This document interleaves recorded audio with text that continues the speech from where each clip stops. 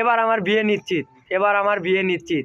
এতদিন মায়ের সাথে ছবি তুলে বাবা মাওকে কিস্তি তুলে দিছি, কিন্তু আজ যখন কিস্তিওয়ালা বলতেছে যে বউ ছাড়া আপনার আর কিস্তি দেওয়া যাবে না, বাপ মাও খুব টেনশন আছে।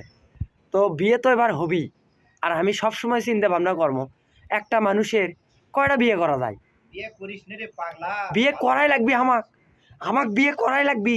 ঘটনা হচ্ছে যে ঘটনা হচ্ছে তারা যদি এখন বিপদে পড়ে, সেই বিপদ থেকে রক্ষা করা তাদের দায়িত্ব, আমার দায়িত্ব না। মানে তারা যদি কিস্তি তুলে নেয় তাহলে আমি বিয়ে করতে রাজি আছি। আর যদি বিয়ে ছাড়া যদি বলে, এটা কখনো সম্ভব হবে না।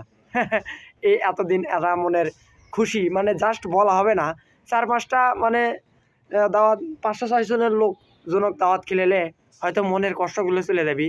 তো এইরকমভাবে অনেক মানুষ আছে, হ্যাঁ, যে কিস্তির অভাবে বউ নাই, যাদের মানে বইয়ের অভাবে কিস্তি তুলে পারে না। হ্যাঁ, অনেক জায়গায় মনের ভাব প্রকাশ করতে পারে না। আমরা জানি প্রতিটা মানুষেরই বিয়ে করা খুব জরুরি।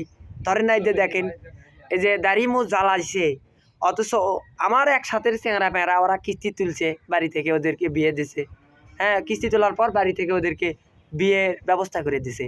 কই আমার সোলপোল সব জঙ্গলে পড়ে আছে। এর জন্য আমি দায়ী না, এর জন্য দায়ী কর্তৃপক্ষ। আর কর্তৃপক্ষ কি কখনো করবে? আমি 12 ইঞ্চি খাট লিছি, এ পাশে 6 ইঞ্চি, ও পাশে 6 ইঞ্চি, মধ্যে আমার ফাঁকা থাকে, 2টা কোল বালুস আছে, একটা নিয়ে আমি থাকি, আর একটা শুধু অপচয় হয়। আমি কি চাই যে আমার কোল বালুস অপচয় হোক? আমি এটা কখনোই চাই না।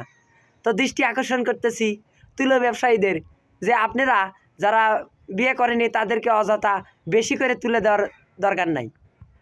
আপনারা সবসময় চাইবেন যে ব্যক্তি বিয়ে করছে তাকে 2 মণ তুলা এমনি বেশি দিবেন, মানে খুশির কারণে আপনারা একটু তুলা বেশি করে দিবেন, যাতে বউ নিয়ে থাকতে পারে। আবার আমার যে খাটটা আছে SS টাইপের খাট, বউ নাই, আমি একা থাকি, তাই ক্যাকও করে, সেই দোষ তো আমার না, সেই দোষ কর্তৃপক্ষের।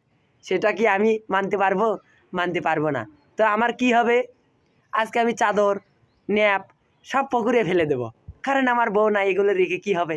আমি চাই না যে আমার কারণে আমার ল্যাপ খাতাগুলো কষ্ট পাক। আমি মনের দুঃখে বলতেছি যে এই যে কিস্তির ব্যাপারটা, আজকে ধরেন বাবা মাই বিপদে পড়ছে, তো তারা এখন দেখুক আমি চুপ করে আছি, তারা বিষয়টি নিয়ে ভাবুক। আমি তো কিছু করতে পারবো না, এখন সিদ্ধান্ত তাদের উপর। তারা যদি বিয়ে আমাকে করায়, তো তাহলে আমি কিস্তি তুলে দেব, তার আগে আমি কিস্তি তুলে দেব না। এতদিন অনেক সহ্য করেছি, কিন্তু আর না। আমার খাট বোঝে না আমার মনের কষ্ট, কেউ বোঝে না আমার মনের কষ্ট। তোরা যেখান থেকে পারিস, স্টেশন হোক যেটাই হোক, আনিয়ে দে।